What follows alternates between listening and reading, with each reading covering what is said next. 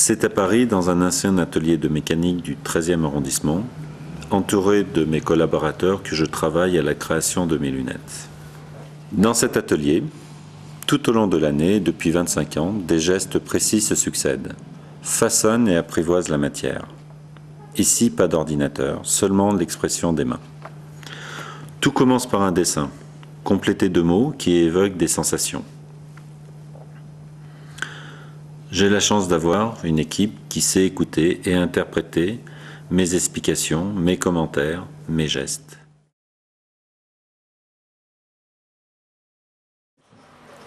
Ce que j'aime, c'est transmettre une passion, la passion du produit à mes collaborateurs, qui réalisent 300 maquettes par an, dont 100 uniquement seront lancées sur le marché.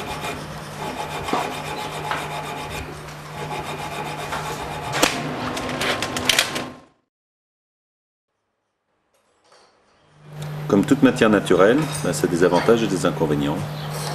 Et j'ai toujours voulu travailler avec les avantages de cette matière et oublier ou gommer les inconvénients. Tout tourne autour de la passion, l'erreur, l'improvisation. Et ça, c'est ce qui est fantastique dans notre produit.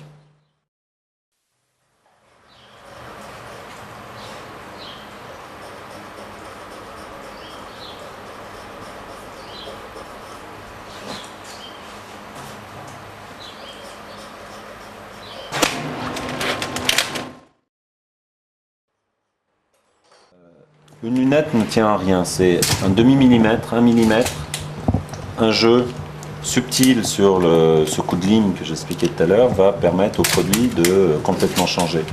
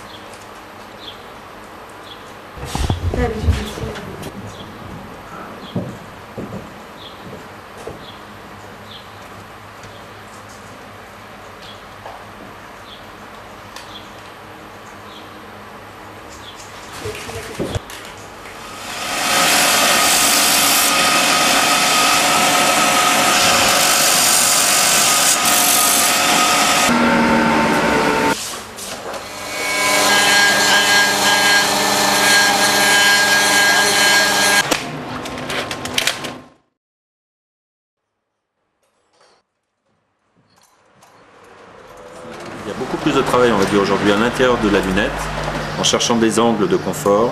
On va venir creuser, enlever toutes les parties inutiles d'une lunette pour donner de la légèreté, du confort et également de l'élégance. Pour respecter complètement la ligne, la pureté, l'équilibre des épaisseurs sur le dessus, le jeu de lumière pour venir affiner la lunette, l'alignement de la branche, les angles d'ouverture, enfin toute la partie morphologique d'une lunette. On s'est levé dans mes bras, pendant un moment il a fait des câlins, voilà.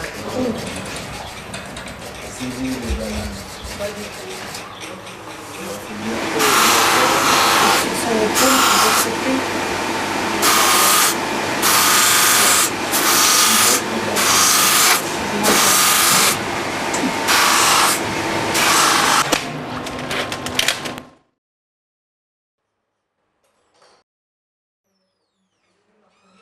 on va ce qu'on appelle ménisquer la lunette. Ménisquer, c'est donner cette courbure qui va commencer à habiller complètement le regard. Ça, c'est la phase la plus importante au niveau d'une paire de lunettes, c'est la mise en forme d'une lunette par rapport au visage.